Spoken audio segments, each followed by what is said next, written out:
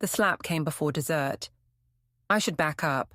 My name is Neal Hargrove, 52 years old, facilities manager for Millbrook Regional School District. That means I fix boilers, unlock doors when teachers forget their keys, and sign off on permits so the basketball team doesn't burn the gym down with faulty wiring. I know every hardware store within 30 miles, every inspector who owes me a favor, and exactly how long you can leave a pipe wrench in salt water before it rusts through. These are useful things in a coastal town where the paper mill closed 15 years ago and half the buildings leak. My son Tyler got married on a Saturday in October at the VFW hall overlooking the harbor. The place smelled like floor wax and old cigarettes under the white fabric draped everywhere. Kelsey, the bride, wanted elegant. The hall gave her budget elegant, which meant mason jars with fairy lights and a DJ who also ran karaoke at the Union Bar on Thursdays. I wore the same grey suit I'd worn to my wife's funeral 4 years ago. It still fit. Tyler wore a rented tux that made him look like a kid playing dress-up, which wasn't far from the truth. He's 27 but carries himself younger, all charm and quick smiles, and the kind of insecurity that makes him lean on whoever's standing closest. Today, that was Kelsey. Kelsey, 26, sharp-featured and sharper-tongued, worked at her mother's catering company. She knew everyone in town and collected gossip like some people collect stamps. Lorraine, her mother, ran that catering business like a military operation crossed with a protection racket. If you wanted a wedding, a funeral, a retirement party anywhere in Millbrook, you went through Lorraine. She decided who got the good linens, who got seated near the bathrooms, and who got talked about afterward. I sat at a table near the back. Maya, my friend from the EMT crew, had saved me a seat away from the family tables. She understood. "You holding up?" Maya asked. She wore a dark blue dress that looked uncomfortable on her stocky frame. Maya lived in her uniform usually, all pockets and practicality. "It's a wedding," I said. "I'm supposed to smile and applaud." "You're supposed to look happy." "I am happy." I wasn't, but the distinction didn't matter. The speeches started after the entrees. Tyler's best friend, a guy named Jeff who sold insurance, made jokes about bachelor parties that landed with half the room. Kelsey's maid of honor cried through hers. Then Lorraine stood up. Lorraine was 48 but looked younger, blonde hair styled in careful waves, wearing a burgundy dress that probably cost more than my monthly mortgage.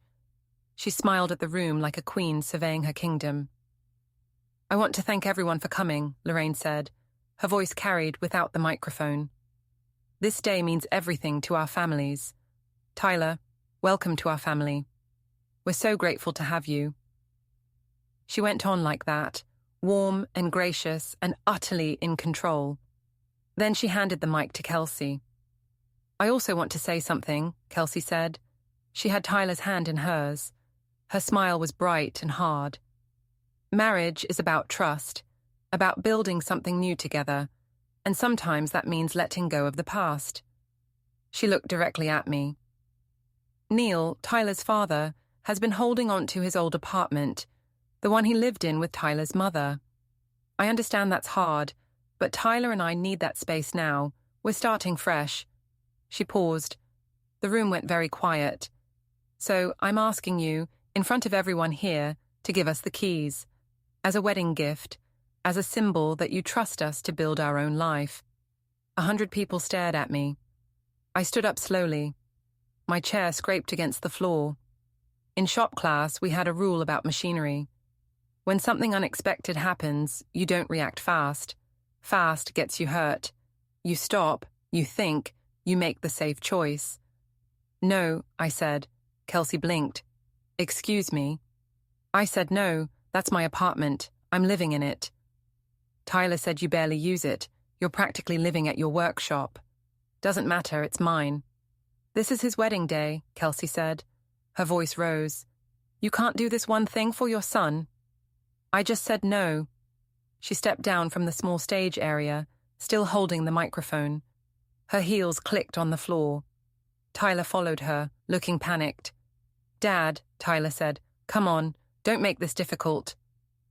"I'm not making anything difficult. I'm keeping my apartment." Kelsey stopped in front of me. The microphone squealed with feedback. "You selfish bastard." Then she slapped me. The crack echoed through the hall. My cheek burned. For a moment, nobody moved. Then phones came up, a dozen screens glowing in the dim light. "Kelsey," Lorraine said, sharp and fast, but the damage was done. I touched my face. It wasn't the pain. I've been hit harder installing ductwork in tight spaces. It was the calculation behind it. She'd planned this. The public ask. The crowd as leverage. The slap as punishment when I didn't fold. Lorraine had taught her daughter well. "I'll be outside," I said. My voice came out level. Years of dealing with teenage boys who test boundaries teaches you not to react. I walked through the tables, past the shocked faces and the whispered conversations already starting.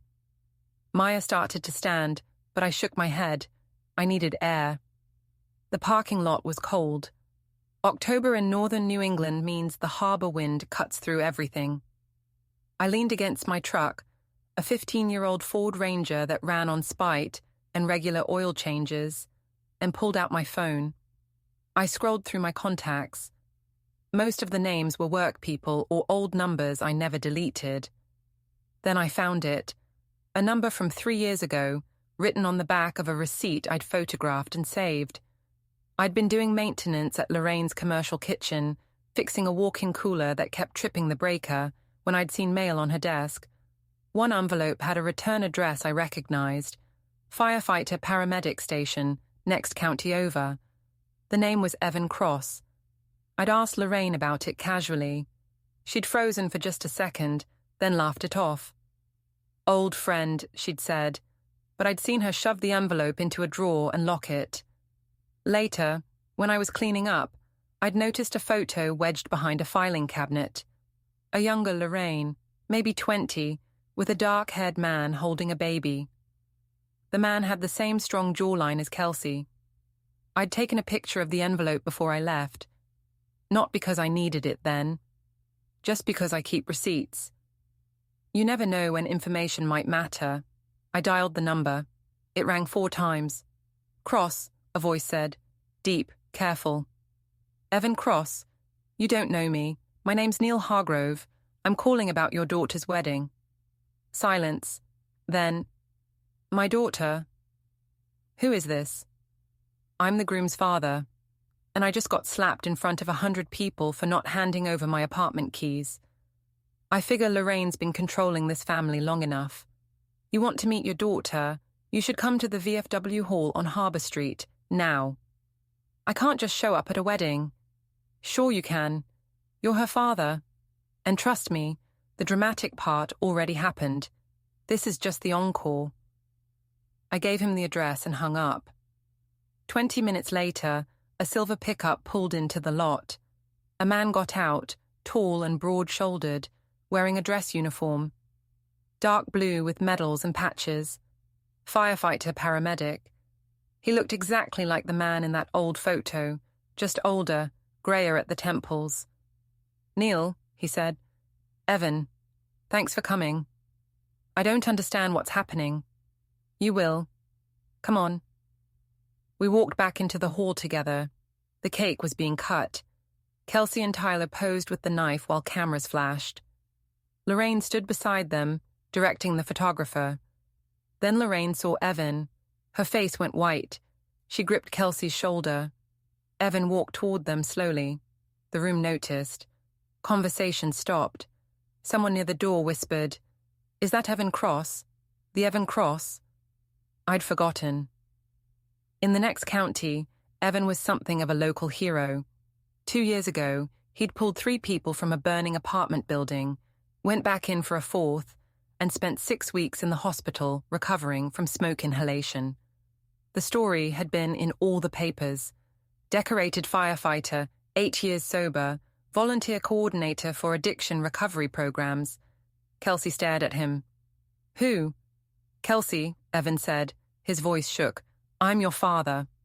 She laughed. It was a high, brittle sound. No, my father died when I was 2. That's what your mother told you, Evan said. He looked at Lorraine. Isn't it? Lorraine stepped between them. You need to leave. I've been trying to reach her for 8 years, Evan said. Every letter returned. Every call blocked. I got sober. I got clean. I rebuilt my life, and you kept her from me. You were a drunk. I was.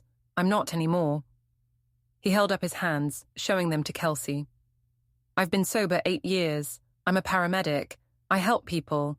I've wanted to meet you since the day you were born, but your mother made sure I couldn't. Kelsey looked at Lorraine. Mom? He's lying, Lorraine said, but her voice cracked. I have letters, Evan said. I have birthday cards I sent that came back. I have proof. Kelsey's face crumpled. Tyler moved to hold her, but she pushed him away. Around the hall, people were crying. Not from joy, from the weight of the moment, the years of lies collapsing in real time. I stood near the back and watched it unfold.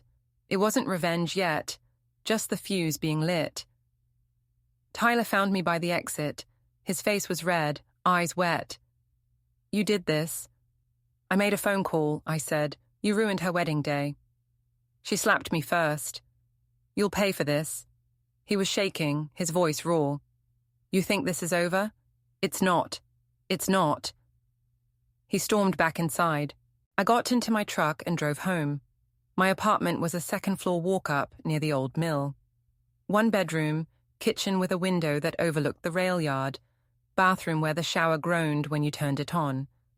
My wife's books were still on the shelves. I hadn't moved them. I hadn't moved much of anything. I made coffee and sat at the kitchen table with my phone, checked my bank account out of habit. The screen loaded. Balance 0.00. I refreshed it. Still 0.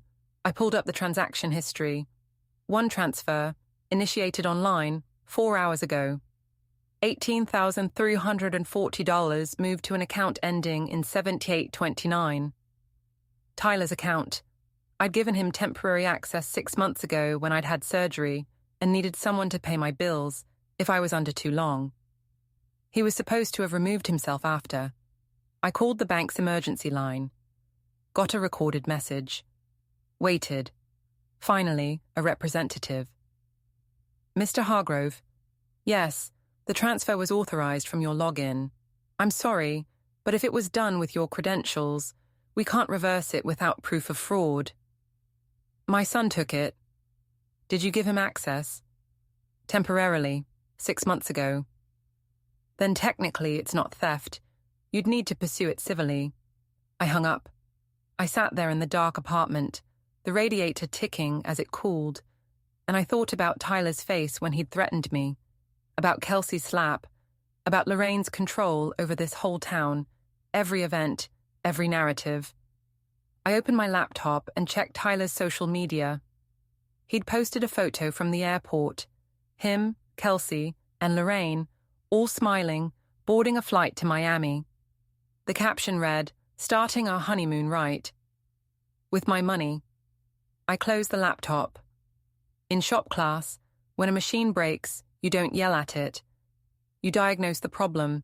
You find the broken part, you fix it or replace it, and if it's too far gone, you scrap it and start over. I was done being broke the polite way. Before we go any further, hit the hype button, take a second to subscribe and like the video. It really helps the channel grow. And tell us in the comments, what would you do in this situation? 3 days later, my phone rang at 6 in the morning. I was already awake, sitting at the kitchen table with a mug of instant coffee and a yellow legal pad. I'd been making lists. Assets, debts, contacts, leverage points. The legal pad had 3 pages filled with notes, crossed out names, arrows connecting ideas. The phone showed Tyler's name. I let it ring twice before answering. Yeah. Dad? His voice was raw, panicked. What did you do? I'm drinking coffee. What did I do? Our cards aren't working. The hotel locked us out of the room. We can't get our stuff. What did you do? I took a sip. The coffee was bitter, cheap grocery store brand. You took $18,000 from my account. That was for the wedding, for expenses. You owe me that much after what you did. I don't owe you anything, and that money paid for the hotel room. Silence. Then, what? The Miami hotel. I booked it 6 months ago as a wedding gift. Put it on my backup credit card, the one I use for travel. When you emptied my checking account, I called the card company and cancelled the reservation. They were very understanding about the family emergency. You cancelled our hotel, my hotel, that I paid for, with money you stole. I hate you. He was crying now. I hate you so much. You ruined everything. You should come home, talk to a lawyer, might be able to sort this out. I'm never coming back, never. He hung up. I set the phone down and went back to my lists. The first thing I'd done, after the wedding, was inventory. I'd lost $18,000, but I knew where it went. Tyler's account. That money would run out eventually, and when it did, he'd need to come home. Until then, I had time. The second thing I'd done was visit the storage unit. I had 2 storage units. One held my wife's furniture, her books, photo albums I couldn't bring myself to look at yet. The other was supposed to be empty. I'd rented it years ago when we were downsizing, paid for 2 years up front, then forgotten about it, except when I'd gone to check, the second unit wasn't empty. It was full of Lorraine's catering equipment, commercial-grade chafing dishes, folding tables with her company logo, boxes of linens. The rental agreement was still in my name. She'd been using my unit, my account, to store her overflow inventory. Probably had been for years. I took photos, lots of photos, time-stamped, date-stamped. Then I called the storage facility manager. Hey, this is Neal Hargrove, Unit 247. I need to reclaim my space. Sure thing, Neal. When do you want access? Today, and I'll need a police officer present to document the contents. Is there a problem? Just covering myself. Someone's been using my unit without permission. The manager was silent for a moment. I'll call the non-emergency line. 2 hours later, I met Officer Brendan Cole at the storage facility. Brendan was 40, balding, with the tired patience of a man who'd worked small-town disputes for 2 decades. Neal, he said, what's going on? I'm reclaiming my storage unit. There's property inside that isn't mine. I want it documented before I remove it. We opened the unit. Brendan whistled. That's a lot of stuff. It belongs to Lorraine's catering company. She's been storing it here under my name. Did you give her permission? No. Then this is trespassing and unauthorized use. Brendan pulled out his phone and started taking photos. You're within your rights to remove it. I'm going to move it to her loading dock. I'll need a truck. Richie, the harbour master, owed me a favour. Last winter, I'd fixed the harbour master office heater on a Sunday when the temperature dropped below 0 and the pipes were about to freeze. He'd said, anything you need, Neal. I called him. Richie, I need to borrow your flatbed. When? Now. It'll be at the storage place in 20 minutes. We loaded everything onto the flatbed. Chafing dishes, tables, boxes of linens. Richie helped, asking no questions. When we finished, we drove to the municipal pier where Lorraine's company had a loading dock. 2 of Lorraine's employees were there, unloading a van. They stopped when they saw us. That's our stuff, one of them said. Young guy, maybe 25, wearing a company polo. It's my stuff, I said, from my storage unit. You want it back, Lorraine can come get it herself. You can't just take it. I didn't take it, I reclaimed it. Officer Cole documented the whole thing. I nodded to Brendan, who was still with us, standing by his cruiser. The employee pulled out his phone. I'm calling Lorraine. You do that. We unloaded the equipment onto the dock. It took 15 minutes. Halfway through, Lorraine's other employee, an older woman with bleached hair, tried to block us. She stood in front of the flatbed, arms crossed. You're not doing this, she said. Ma'am, Brendan said, step aside. This is harassment. This is property reclamation. Step aside or I'll cite you for obstruction. She moved. We finished unloading. I took more photos. Then I climbed back into Richie's flatbed and we drove away. That's going to cause trouble, Richie said. It already is trouble. I'm just making it official. Back at my apartment, I updated my legal pad. Across the top of a new page, I wrote, Lorraine. Underneath, I listed what I knew. Used my storage unit without permission. Documented. Controls catering contracts through favors and pressure. Asked Dean about the mill event. Runs a sunset boat cruise business under an LLC. Richie mentioned it. Blocked Evan from contacting Kelsey for 8 years. Evan has proof. Then I started a new page. Tyler. Took $18,340 from my account. Bank records. Married Kelsey without understanding what he was getting into. My opinion, but useful. Believes I stole his college fund. Need to verify. And a third page. Kelsey. Works for Lorraine's catering company. Public knowledge. Orchestrated the public key demand. Witnessed by 100 people. Slapped me. Filmed by at least a dozen phones. I stared at the pages. The connections were there, but I needed more. I needed proof of Lorraine's control, proof of the financial entanglement, proof that would hold up if this went to court. My phone buzzed. A text from Richie. FYI, Lorraine's sunset boat is in slip 12. She's 3 months behind on fees. Thought you'd want to know. I texted back. Thanks. Send me the records. Can't officially, but I can leave the file on my desk if you stop by.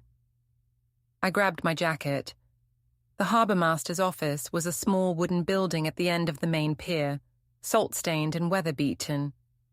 Richie was inside, pretending to work on paperwork. Files on the desk, he said, not looking up. I'll be doing rounds for the next 20 minutes.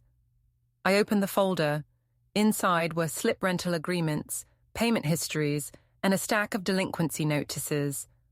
Lorraine's LLC, Harbour Sunset Events, owed $4,800 in back fees. The boat's registration was expired. The captain for hire license listed on the original application had lapsed 2 years ago. I took photos of every page. When Richie came back, I was sitting outside on the bench, looking at the harbour. Find what you needed? He asked. Yeah, thanks. Neal, what are you doing? Fixing a problem. This feels like more than fixing. I stood up. You remember when my wife died? How Tyler blamed me? I remember. He thought I'd stolen his college fund, kept that money instead of using it for his tuition. He's hated me for 4 years because of it. Did you? No, but someone did. And I'm going to find out who. Richie studied me. Be careful. Lorraine's got a lot of pull in this town. So do I. People just forget because I don't advertise. I drove home and added the boat information to my legal pad. Then I made a new list. Alleys. Maya, EMT, knows medical.legal procedures, no nonsense. Richie, harbour master, access to marine records, owes me. Dean, mill security, ex-student, access to footage. Dean was 34, a former student from when I still taught shop class. He'd been a smart kid, good with his hands but terrible with authority. I'd kept him from getting expelled twice. Now he works security at the old mill, which was mostly empty, except for a few storage tenants and the occasional event rental. I called him. Coach. Dean always called me Coach, even though I'd taught shop, not athletics. What's up? I need a favor. You still got access to the mill's security cameras? Yeah, why? Lorraine's company uses the loading area sometimes. I want to know what she's moving in and out. That's kind of a grey area. I'm not asking you to give me live access. Just check the logs. If there's anything interesting, let me know. Off the record. Dean was quiet. Then, you helping Tyler? In a way. Okay, I'll look. I hung up and made dinner. Canned soup, heated on the stove, eaten standing up. Outside, the sun was setting over the rail yard, turning the old tracks orange and gold. My phone buzzed. Tyler again. I didn't answer. He called twice more. Then a text. We're coming home tomorrow. This isn't over. I texted back. Good, we should talk. No response. I finished the soup, washed the bowl, and sat back down at the kitchen table. The legal pad was filling up. Connections, names, dates, evidence, or the shape of evidence. In shop class, I used to tell students that half of building something is planning. You measure twice, cut once. You lay out your materials. You think through each step before you touch a tool. Revenge, I was learning, worked the same way. The pier fight happened on a grey morning when the fog was so thick you couldn't see the water from the dock. I'd gone to reclaim the rest of my equipment. After clearing out the storage unit, I'd realized there were more items scattered around town. A hydraulic lift I'd loaned to Lorraine's company 2 years ago. A commercial-grade steam table I'd bought at auction and never picked up from her warehouse. An air compressor that had my name etched into the side. All of it had my documentation. Receipts, photos, text messages confirming loans. I'd kept everything, the way I always did. The steam table was the big one, worth about $3,000. Lorraine's company used it for every major event. Without it, they'd have to rent, and rental companies charged by the day. I'd called ahead to the pier warehouse, where Lorraine stored her larger equipment, left a message with the manager, a guy named Pete, who ran the facility and didn't care about town politics. Pete, it's Neal Hargrove. I'm coming by at 8 tomorrow to pick up some items I loaned out. Just a heads up. Pete had called back. No problem, Neal. Bring your paperwork. I showed up at 8 with Richie's flatbed again. Pete met me at the loading dock, clipboard in hand. Morning, he said. What are we moving? Steam table, hydraulic lift, air compressor. I've got receipts for all of it. Pete looked at his inventory list. Those are marked as Lorraine's. They're marked wrong. Here. I handed him the folder. Inside were purchase receipts, loan agreements I'd typed up and had Lorraine sign years ago, and photos showing my name engraved or etched on each piece of equipment. Pete flipped through the pages. This checks out. Let me get the forklift. That's when Lorraine's crew showed up. 2 guys in company polos. The younger one from the pier confrontation, and an older guy, heavy set, with a goatee. They parked a catering van at the far end of the dock and walked over fast. You're not taking that equipment, the older guy said. His name was Frank, I'd learned. He was Lorraine's main event coordinator. It's mine, I said. Pete's verified the paperwork. I don't care about paperwork. That equipment is being used at an event tonight. Then you should have rented your own. Frank stepped closer. He was bigger than me, 6'2" and probably 250. You're not taking it. Pete held up his hands. Guys, I'm just the facility manager. If the paperwork says it's Neal's, I have to let him take it. Lorraine's going to hear about this, Frank said. I'm counting on it, I said. Pete brought the forklift around. The steam table was massive, stainless steel, 4 feet long and 3 feet high. Pete loaded it onto the flatbed carefully, then went back for the hydraulic lift. Frank pulled out his phone, made a call. I heard him say, "He's taking everything. Yeah, okay." 5 minutes later, Lorraine herself pulled up in a black Escalade. She stepped out wearing a white pantsuit and sunglasses, even though the fog was thick enough to chew. She looked at me, at the flatbed, at Pete operating the forklift. "Neal," she said. Her voice was calm, controlled. "Let's talk." "Nothing to talk about. I'm taking my property." "That equipment is essential to my business." "Then you shouldn't have borrowed it without a contract." "I have contracts." "You have loan agreements I wrote that say you'd return the items when I asked. I'm asking." Lorraine took off her sunglasses. Her eyes were ice blue and sharp. "You're doing this because of the wedding." "I'm doing this because you've been using my property without paying for it." The wedding just reminded me to clean up loose ends. Tyler is your son. Tyler stole $18,000 from me. He was covering wedding expenses you should have paid. I don't owe anyone a wedding, especially not after getting slapped in front of 100 people. Lorraine stepped closer. We were 5 feet apart now, her crew flanking her, Pete watching nervously from the forklift. You don't want to make an enemy of me, Lorraine said. Too late. She smiled. It was a terrible smile, the kind that promised consequences. You have no idea what you've started. Actually, I do. I've been planning it for 3 days. Pete brought the hydraulic lift over. It was a heavy-duty unit, bright yellow, with my name spray-painted on the side in black letters. He loaded it onto the flatbed. Last one is the air compressor, Pete called. Frank moved to block the forklift. No. Frank, Pete said. I'll call the police. Call them, Frank said. I pulled out my phone, dialed the non-emergency line. Hi, this is Neal Hargrove. I'm at the municipal pier warehouse. I'm trying to reclaim my property and someone's blocking access. Can you send an officer? The dispatcher said they'd send someone. We waited. Lorraine didn't move. Frank didn't move. The younger guy shifted nervously. 10 minutes later, Officer Cole pulled up. He got out of his cruiser looking tired. Neal, he said. Again? I'm trying to reclaim my air compressor. That man is blocking the forklift. Cole looked at Frank. Sir, is the equipment his? It's company property, Frank said. Do you have paperwork? Frank hesitated. Lorraine handles that. Cole turned to Lorraine. Ma'am, do you have documentation proving ownership? This is harassment, Lorraine said. That's not an answer. Do you have documentation? Lorraine's jaw tightened. No. Then you need to let Mr. Hargrove take his property. Frank didn't move. Cole stepped closer. Sir, step aside or I'll cite you for obstruction. Frank looked at Lorraine. She nodded, barely. Frank moved. Pete brought the air compressor over.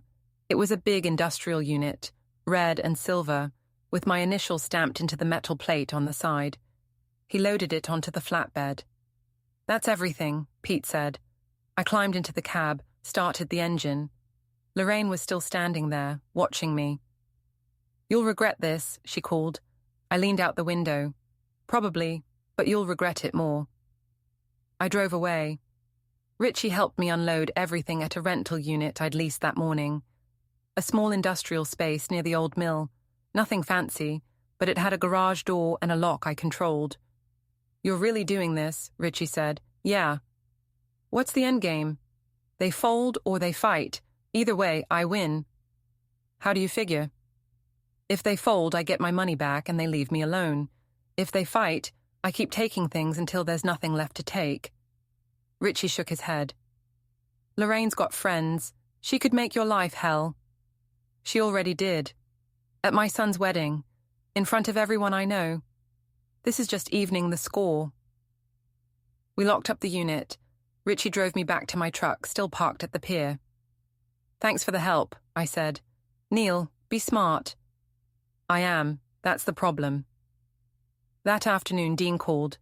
Coach, I checked the mill footage like you asked. And? Lorraine's crew has been moving stuff in and out of the loading area for the past 6 months. Heavy stuff. I can't tell what it is from the cameras, but it's frequent. Every Friday night, like clockwork.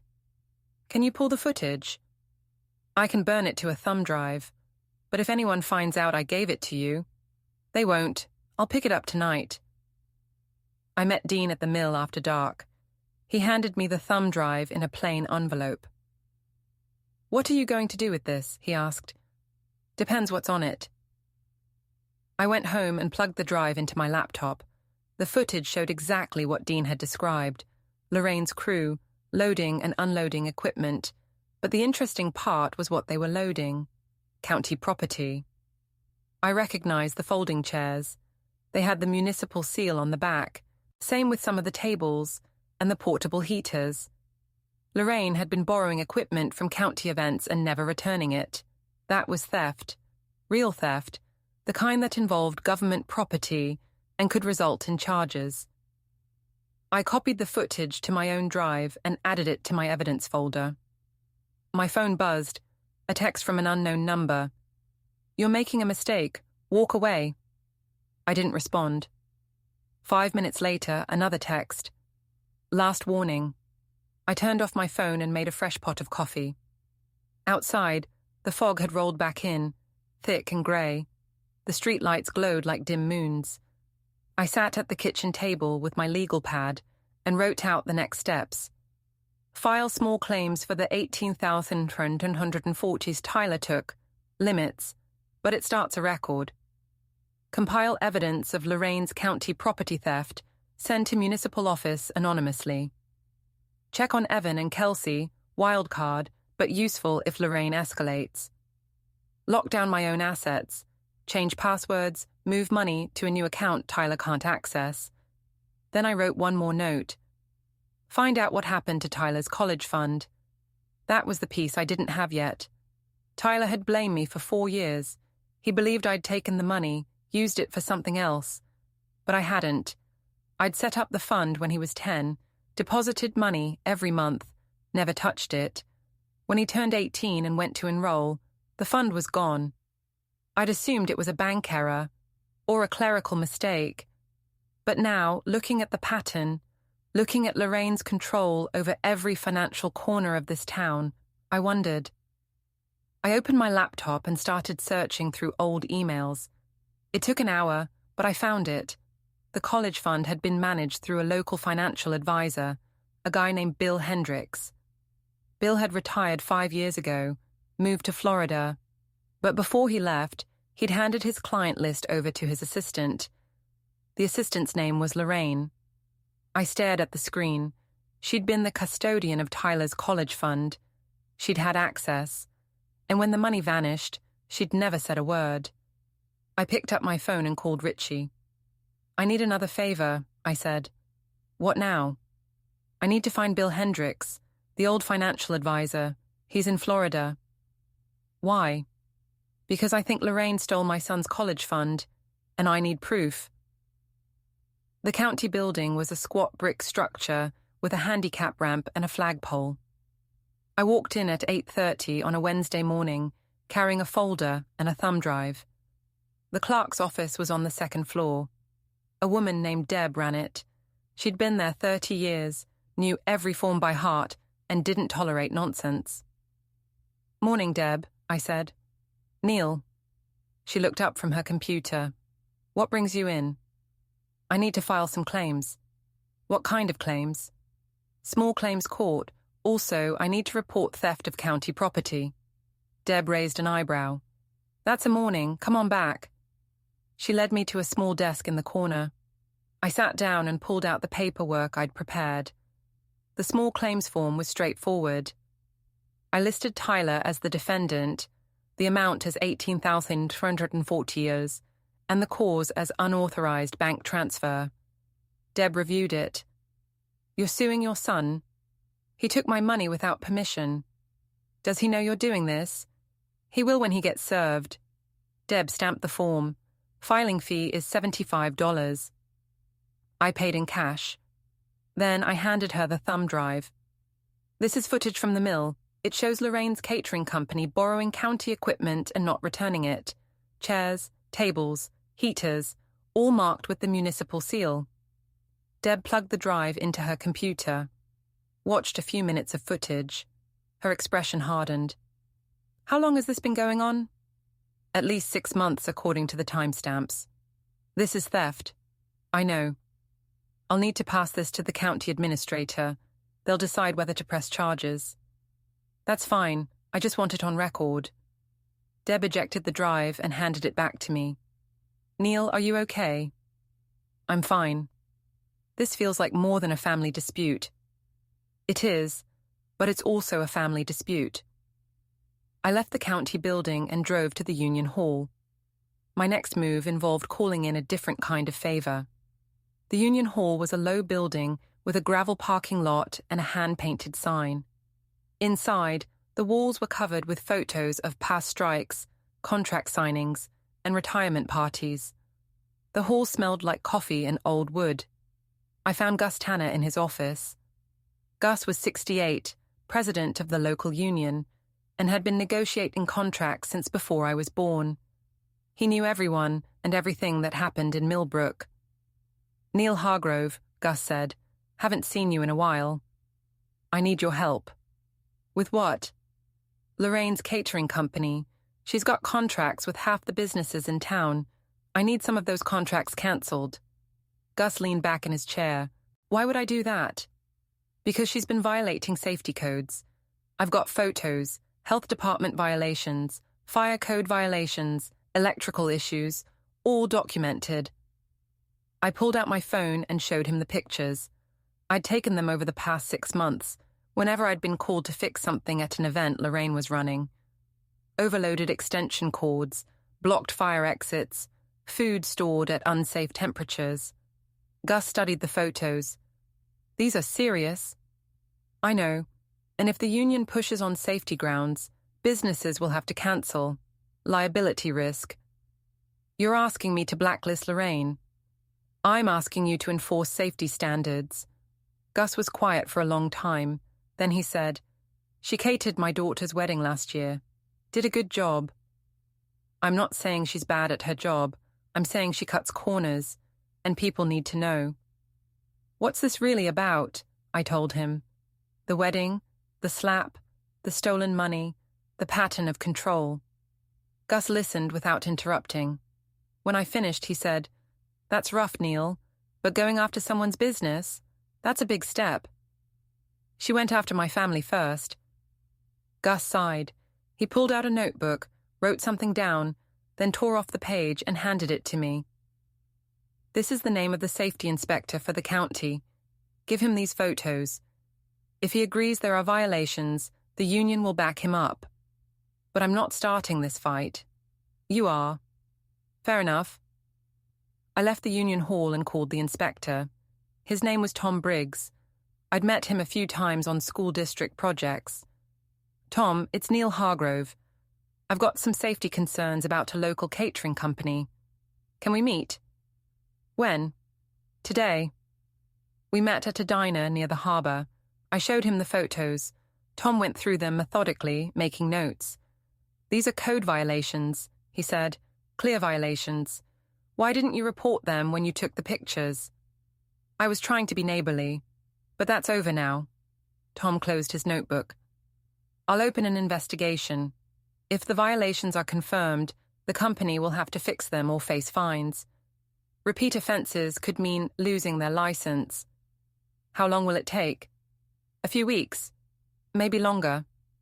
"Can you make it faster?" Tom looked at me. "Neal, I follow procedure. I don't speed things up because someone asks." "I know. I just thought I'd try." That afternoon, I got a call from Maya. "Neal, what the hell are you doing?" "What do you mean?" "I heard you're going after Lorraine. Filing claims, reporting violations. Are you insane?" "Probably. She's going to come after you." "She already did. I'm just returning the favour." Maya was quiet. Then she said, "You need help." "I'm okay." "Neal, I've known you 15 years. You're not okay. You're planning something." "I'm fixing a problem." "By burning bridges?" "The bridges were already burned. I'm just making sure everyone sees the smoke." Maya sighed. "If you need me, call." "I will." I hung up and checked my email. Bill Hendricks, the retired financial advisor, had responded to my message. His reply was short. "Neal, I remember the college fund. Happy to talk. Call me." I called. "Bill, it's Neal Hargrove. Thanks for getting back to me." "Of course. What's this about?" "Tyler's college fund. The one you managed before you retired. It disappeared." "I remember. I handed the account over to my assistant when I left. She was supposed to keep managing it." "Lorraine?" "Right, she was very reliable. I trusted her completely."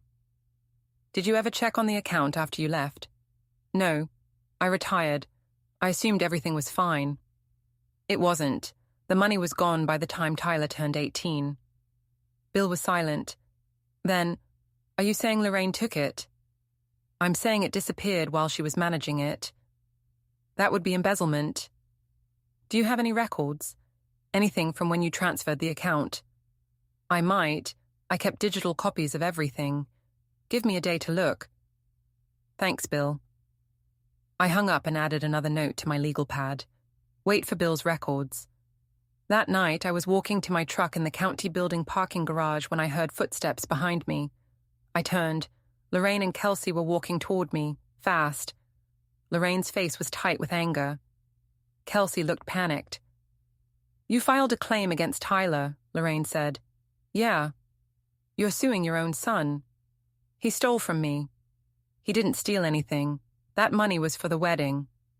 That money was in my account. He transferred it without asking. That's theft. Kelsey stepped forward. You're ruining our lives. You ruined my wedding first, I said. You brought Evan. You destroyed everything. I made a phone call. He deserved to meet his daughter. You deserve to know the truth. The truth? Kelsey's voice rose. The truth is, you're a bitter old man who can't stand seeing anyone happy. I'm a father who got slapped in front of 100 people and then robbed. Everything after that is just consequences. Lorraine moved closer. Drop the claim, drop the safety complaints, walk away. No. Then you'll regret it. She reached for my bag. I pulled it back. Kelsey grabbed for my phone. I twisted away, but she got a hand on it. We struggled for a moment, awkward and clumsy, her nails scraping my wrist. Let go, I said. Give me the phone, Kelsey said. I pushed her back, not hard, just enough to create space. She stumbled, caught herself on a car hood, then fell to her knee. She cried out. A security guard appeared from the stairwell. Hey, what's going on?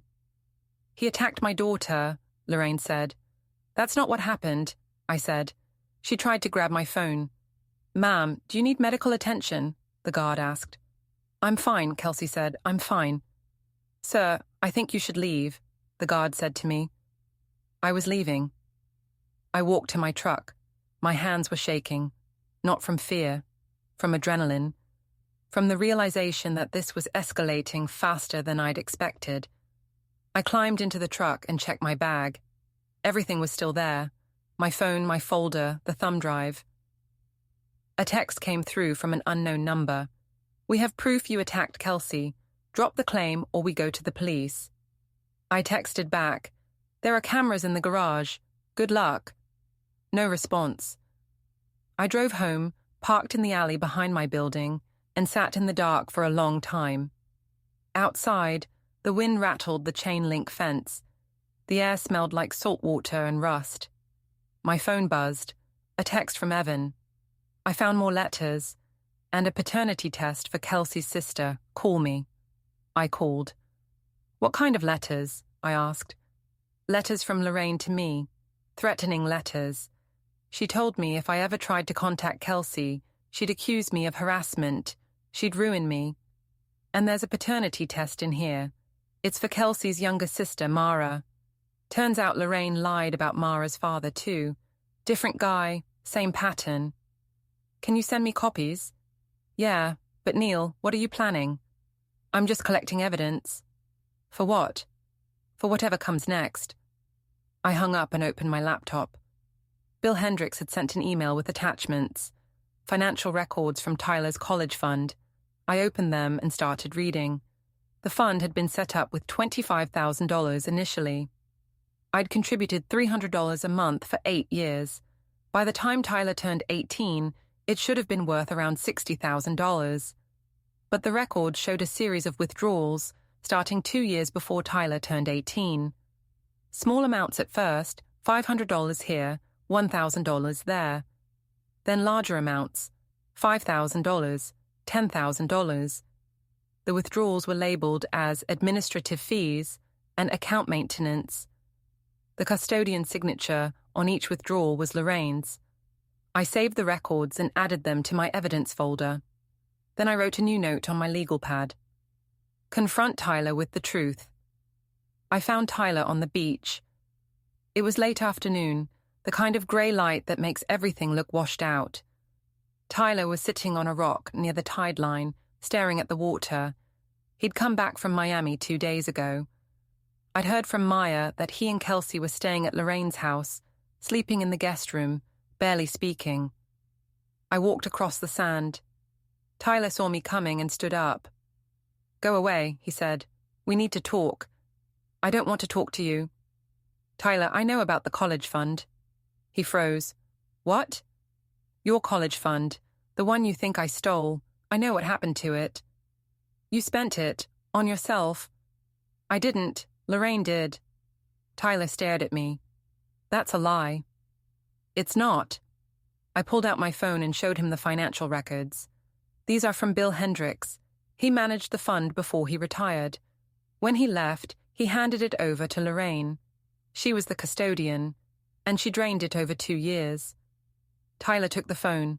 He scrolled through the records, his face pale. "This can't be real," he said. "It's real. Every withdrawal has her signature. Administrative fees, account maintenance. She stole $60,000 from you and let you blame me for it." "Why would she do that?" "Control. She needed the money for her business, and she needed you to hate me so you'd stay close to her, to Kelsey." Tyler handed back the phone. He looked sick. "I don't believe you." "You don't have to. Call Bill yourself. He'll confirm it." Tyler turned away. He walked toward the water, stopped, then came back. "I told you I hated you. I said it to your face. For years I blamed you." "I know. And it was her the whole time." "Yeah." Tyler swung at me. It wasn't a good punch. He was off balance, emotional, his form terrible. I stepped inside it, caught his wrist, and clinched. We stood there for a moment, locked together, his breath ragged. "Let me go," Tyler said. "Calm down first." "Let me go." I released him. He stepped back, breathing hard. His eyes were red. "I hate you for not telling me sooner," he said. "I just found out." "You should have fought harder. You should have proven it." "I tried. You wouldn't listen." Tyler sat down on the sand. He put his head in his hands. "What do I do?" "You talk to Kelsey. You ask her if she knew." "She didn't know." "Are you sure?" Tyler looked up at me. "She wouldn't do that." "Her mother would, and Kelsey does what her mother tells her." "You don't know her." "I know she asked for my apartment keys in front of 100 people. I know she slapped me when I said no. I know she's been living in Lorraine's house since she was 16, following orders, learning the family business." Tyler stood up. "You're trying to turn me against her." "I'm trying to show you the truth. The truth is you're bitter and alone, and you can't stand that I'm happy. You're not happy. You're broke, living in your mother-in-law's guest room, and married to a woman who orchestrated a public humiliation to get control of my apartment." Tyler walked away. I didn't follow. That night, Richie called. "Neal, Lorraine's planning something." "What?" "She's scheduled a big event for this Saturday. Charity gala on the pier, sunset cruise after. She's calling it a comeback party." "A comeback from what?" "From you. She's telling everyone you're trying to destroy her business out of spite. She's positioning herself as the victim." "Of course she is. There's more. She's moving the sunset boat out Friday night. Early, before the slip fees come due. If she gets it out of the harbor, I can't stop her." "Can you delay her?" "Not legally, but I can make it difficult." "Do it." I hung up and opened my laptop. I pulled up the small claims case I'd filed. The court date was set for 3 weeks out. Too slow. I called the clerk's office. Deb answered. "Deb, it's Neal. I need to expedite my case." "You can't expedite small claims."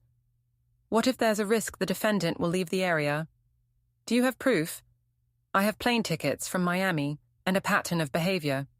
Bring it to the courthouse tomorrow. I'll see what I can do." The next morning, I went back to the county building. Deb reviewed the evidence I'd compiled. Flight records, bank statements, Tyler's social media posts about starting fresh somewhere new. "Okay," Deb said. "I'll flag it.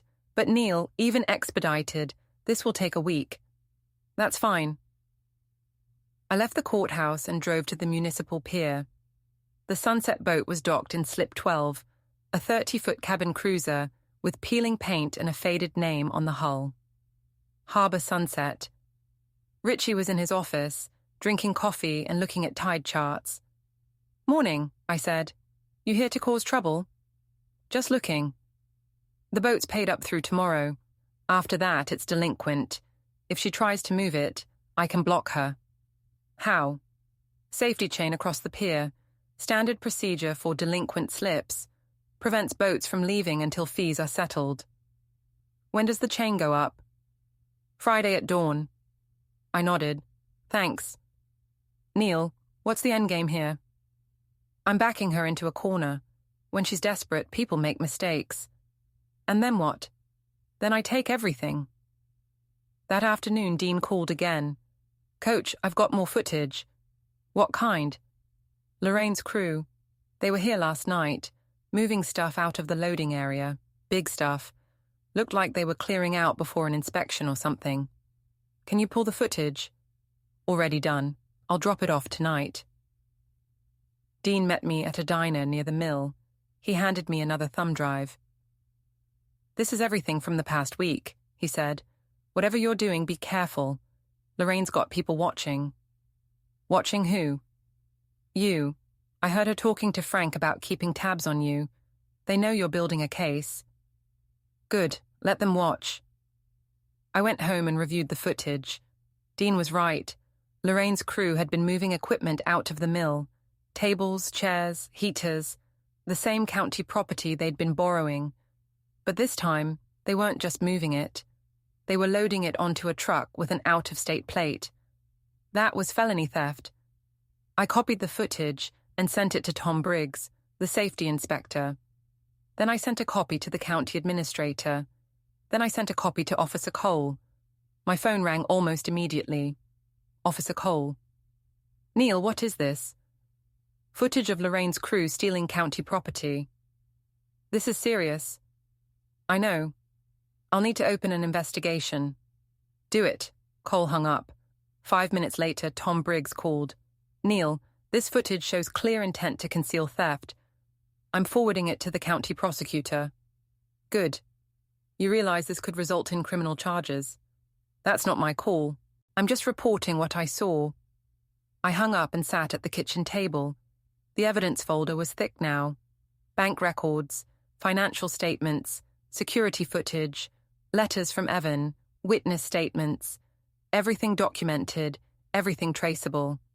Lorraine had built her empire on control and secrets. I was dismantling it with paperwork and patience. My phone buzzed. A text from Maya. "Tyler's at the hospital. Panic attack. Thought you should know." I drove to the hospital. Found Tyler in the ER, sitting on a gurney, breathing into a paper bag. Kelsey was beside him, holding his hand. "What happened?" I asked. Kelsey glared at me. "You happened?" "Tyler?" Tyler looked up. His face was pale, sweaty. "I can't breathe. I can't think. Everything's falling apart." "What did you tell him?" Kelsey asked me. "The truth." "About what?" "The college fund. Ask your mother." Kelsey stood up. "My mother didn't do anything." "She embezzled $60,000 from Tyler. I have proof." "You're lying." "Ask her." Kelsey pulled out her phone. Dialed. Lorraine answered. "Mom, did you take money from Tyler's college fund?" I couldn't hear Lorraine's response, but I saw Kelsey's face change. The color drained. Her hand shook. "Mom," Kelsey said. Her voice cracked. "Tell me you didn't." She hung up, looked at Tyler, then at me. "She said it was a temporary loan," Kelsey said. "For the business. She was going to pay it back." "When?" I asked. She didn't say. Tyler started crying, big, shaking sobs. Maya appeared in the doorway, saw the scene, and pulled me aside. "What are you doing?" Maya asked. "Telling the truth. You're destroying them." "They destroyed me first." Maya looked at Tyler, then back at me. "You've made your point. Stop." "I'm not done." I left the hospital and drove to Lorraine's house. It was a two-story colonial on a quiet street, white with black shutters and a manicured lawn. I parked out front and walked to the door. Lorraine opened it before I could knock. "What do you want?" she asked. "I want you to admit what you did." "I don't owe you anything." "You owe Tyler $60,000. "That was a business investment." "It was theft." Lorraine stepped outside, closing the door behind her. "You think you're clever. Filing claims, reporting violations, digging up old records. But you don't understand how this town works." "I understand fine." "No, you don't. I've been here 40 years. I know everyone. I've catered their weddings, their parties, their funerals. They owe me. They owe you less than they owe the truth. The truth is you're a sad old man trying to ruin people's lives. The truth is you stole from your own family. You lied to Kelsey about her father. You used Tyler's trust fund to cover your business debts. And now everyone's going to know." Lorraine smiled. "You can't prove any of that." "I already have. Financial records from Bill Hendricks. Letters from Evan. Security footage from the mill. Witness statements. It's all documented." Her smile faltered. "You're bluffing. Try me." I turned and walked back to my truck. As I climbed in, Lorraine called after me. "This isn't over." "Yes," I said, "it is." Saturday evening, I arrived at the pier at 6 o'clock. The fog had lifted, leaving the sky clear and sharp. The sunset would be spectacular if anyone was around to see it. The event setup was in chaos. Tables were half arranged, chairs stacked in uneven rows. The sound system was partly installed, wires trailing across the dock like black snakes. Frank was on his phone, pacing, his face red. Ed Marsh was standing near the entrance, arms crossed. "Neal," he said. "Ed." I cancelled the event. I heard. "Lorraine's not taking it well." I didn't expect her to. "She's threatening to sue." "Let her." A black Escalade pulled into the parking area. Lorraine got out, followed by Kelsey and Tyler. Lorraine marched toward Ed. "This is illegal," Lorraine said. "You can't cancel 4 hours before an event." "I can if the insurance is void," Ed said. "And it is. The license is valid. It expired 2 years ago. I've got the records." "Those records are wrong." Ed handed her a folder. "See for yourself." Lorraine opened it. Her face tightened. "This is Neal's doing." "This is public record," Ed said. "You should have renewed the license." "I'll fix it. Give me 24 hours. "Too late. The event's cancelled. Your deposit is forfeit per the contract." Lorraine looked at me. "You did this?" "I filed a public records request, that's all." "You're destroying my business." "You destroyed my family first." Gus Tanner arrived next, driving his old pickup. He walked over slowly, hands in his pockets. "Neal," Gus said, "I got your message. Thanks for coming." Gus looked at Lorraine. "Evening, Lorraine." "Gus, this is harassment." "This is a safety inspection. Neal showed me some concerning photos. I've asked the inspector to review them." Tom Briggs pulled up in a county vehicle. He got out carrying a clipboard and a camera. "Lorraine," Tom said, "I need to talk to you about the violations at your last 3 events." There were no violations. The photos say otherwise. Overloaded circuits, blocked exits, improper food storage. I've got time-stamped documentation. Officer Cole arrived in his cruiser. He walked over, looking tired. "Neal called me," Cole said. "Said there might be a problem." "There's no problem," Lorraine said. "Ma'am, I've reviewed footage of county property being removed from the mill. I need to ask you some questions." Lorraine's face went pale. "I don't have to answer anything without a lawyer." "That's your right." The last person to arrive was Evan Cross. He parked his silver pickup and walked over slowly, wearing jeans and a clean shirt. Kelsey saw him and froze. "What is he doing here?" Kelsey asked. "I invited him," I said. Evan stopped a few feet away. He was holding an envelope. "Kelsey," Evan said, "I brought the letters, the ones your mother hid." Kelsey looked at Lorraine. "What letters?" "They're nothing," Lorraine said. Evan opened the envelope and pulled out a stack of papers. These are birthday cards, one for every year since you were 2. Your mother returned them all. She told me if I ever tried to contact you, she'd accuse me of harassment. She threatened to ruin me. Kelsey took the papers. Her hands were shaking. She read one, then another, then another. "Mom," Kelsey said. Her voice was barely a whisper. "You did this. I was protecting you." "From what?" "From him, from his addiction." "I've been sober 8 years," Evan said. "I'm a paramedic. I help people. I've wanted to know you your whole life." Kelsey started crying. Tyler moved to comfort her, but she pulled away. "This is all your fault," Tyler said to me. "You did this." I pulled out the 6th folder, handed it to him. "This is the truth," I said, "about the college fund, about Lorraine, about everything." Tyler opened the folder. Inside were the financial records, the withdrawal slips, the custodian signatures.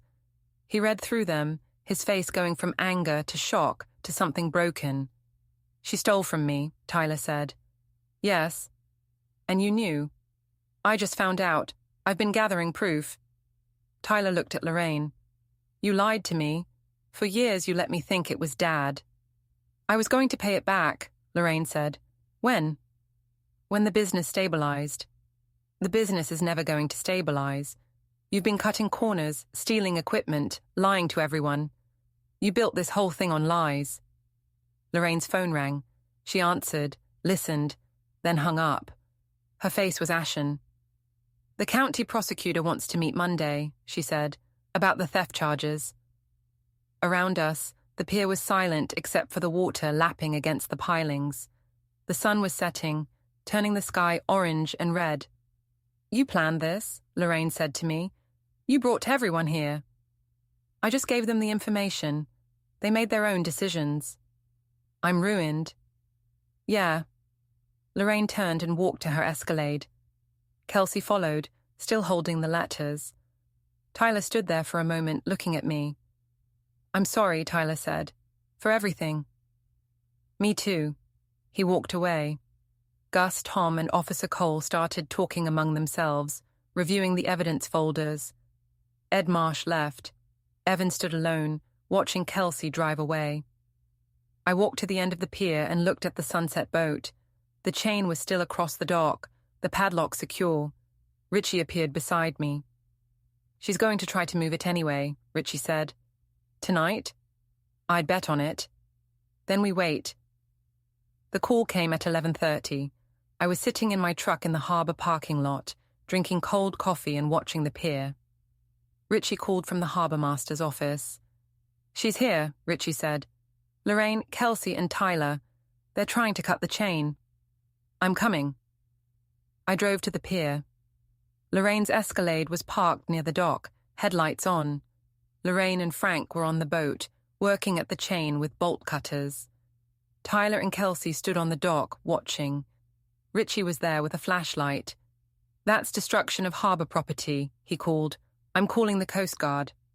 "Call them," Lorraine said. "I'm leaving." The chain snapped. Lorraine tossed it into the water. Frank started the engine. It coughed, sputtered, then caught. The boat lurched forward. "She can't take that out," Richie said. "The engine's half flooded, and there's a storm coming." I looked at the sky. Clouds were moving in fast, low and dark. The wind was picking up. "How bad?" I asked. "Squall line. Should hit in about 30 minutes. "She's not going to wait." Lorraine was already steering the boat away from the dock. Kelsey and Tyler climbed aboard at the last second. The boat moved slowly toward the harbor mouth, its running lights dim. "We need to stop them," Richie said. "How?" "The harbor skiff. We can intercept them before they reach open water." "Is that legal?" "They're operating an unseaworthy vessel with expired licenses. I have authority to intervene." We ran to the harbor master's skiff, a small but sturdy boat with an outboard motor. Richie started it on the first pull. We headed out after the sunset boat. The water was rough, whitecaps forming. The wind cut through my jacket. Richie steered with one hand, holding a radio in the other. Coast Guard, this is Millbrook Harbour Master. We have an unseaworthy vessel departing the harbour, requesting assistance. The radio crackled. Harbour Master, what's your location? Half a mile from the outer marker. Vessel is a 30-foot cabin cruiser, Harbour Sunset. Engine is failing. Operator is unlicensed. We're dispatching a cutter. ETA 20 minutes. 20 minutes was too long. The Sunset boat was already struggling, the engine coughing. Lorraine was pushing it hard, trying to reach open water before the storm hit. We pulled alongside. I grabbed a rope and threw it across. Frank caught it but didn't tie it off. Turn back, I shouted. The engine's failing. Get away from us, Lorraine shouted back. You're going to sink. I'd rather sink than let you win. The engine died. The boat drifted, rocking in the waves. Lorraine tried to restart it. The engine turned over but wouldn't catch. The smell of gasoline was strong. I climbed onto the Sunset boat. Frank tried to block me, but I pushed past him. The deck was slick with spray. Lorraine was in the cabin, still cranking the ignition. Stop, I said. You're making it worse. Get off my boat. It's going to sink. You need to come back. I'm not giving you the satisfaction. I reached over and pulled the keys from the ignition. Lorraine grabbed for them, but I held them out of reach. We're towing you back, I said. No. I tossed the spare keys overboard. They hit the water with a small splash and sank. Lorraine stared at me, her face twisted with rage. You bastard. Yeah. Richie tied a tow line to the boat. We started pulling them back toward the harbour. The wind was howling now, the rain starting. Tyler and Kelsey were huddled on the deck, soaked and shivering. Halfway back, the storm hit full force. Waves crashed over the bow. The tow line snapped. The Sunset boat started drifting toward the outer marker buoy. We need to secure it, Richie shouted, or it'll run aground. I climbed back onto the Sunset boat, found a coil of rope and tied it to the buoy. The boat jerked to a stop, held by the makeshift anchor. Lorraine was still in the cabin, staring at the controls. Kelsey was crying. Tyler was sitting on the deck, his head in his hands. I pulled out my phone and played the recording. Evan's letters, the paternity test, the financial records, everything. Kelsey, I said, this is what your mother did. She kept your father away. She lied about him. She used you. Kelsey looked at the phone, then at Lorraine. Is it true? Lorraine didn't answer. Mom, is it true? I did what I had to do, Lorraine said, to protect you. You didn't protect me. You controlled me.